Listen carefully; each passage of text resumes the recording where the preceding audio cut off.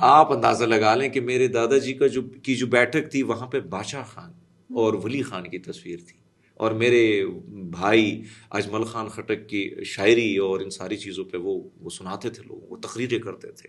یعنی ہم اتنی اس مٹی، پھر وہ پختون ولی سے ہم اتنے جڑے، لیکن توڑنے کی کوشش تو کی جا رہی ہے. پھر ہمیں پورٹرے کیا جا رہا ہے کہ جو پختون پارٹیشن میں، یعنی وہاں پہ خون سے لت پت لاشیں مسلمانوں کی بھی آئیں، لیکن اس پہ بھی وہ جذباتی نہیں ہو رہا ہے، اور وہ غصے میں نہیں آ رہا کہ میرے مسلمانوں کی لاشیں وہاں گر رہی ہیں، اور وہ پھر بھی ہمیں گلے لگا رہا ہے کہ تمہارے بھائی ہیں، انہوں نے کیا کیا ہے، یہ تو ہمارے دوست ہے، یہ تو اس مٹی کا سرمایہ ہے، ہم ان کو جانے نہیں دیں گے.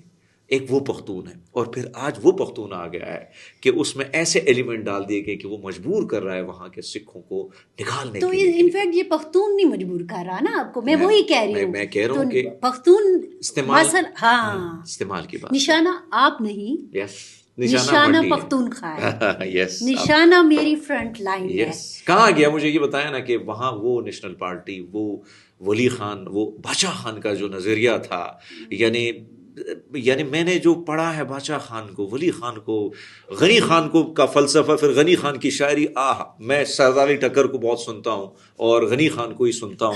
تو مجھے بتائیں یہ پختون ولی کہاں گئی؟ ہرمیت تو بات یہ ہو گئی کہ آپ نے ملالہ پر حملہ کیا، یس، آپ نے ہرمیت کے بھائی پر حملہ کیا، وہ ایک علیحدہ قصہ ہے، لیکن باقی جو مرڈر ہوئے، باقی ہوئے، یا جو بھی نان مسلم کمیونٹی کو نشانہ بنایا گیا، عورت کو نشانہ بنایا گیا، سنگر کو نشانہ بنایا گیا، ANP کو نشانہ بنایا گیا.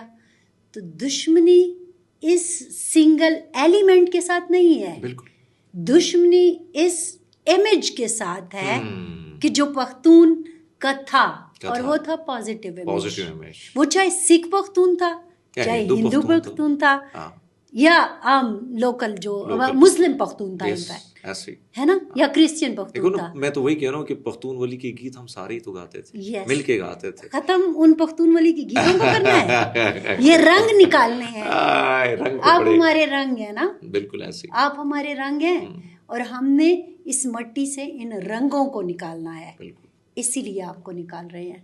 ایسے انفارچونیٹلی، اور نہیں ہونا چاہیے. میں سمجھتا ہوں کہ مٹی سے دور کرنا، میں نے اپنی تکلیف کی بات کی، میں نے اپنے والد کی بات کی، میں اپنی بات کروں، میں بھی اپنی مٹی سے جڑا ہوں.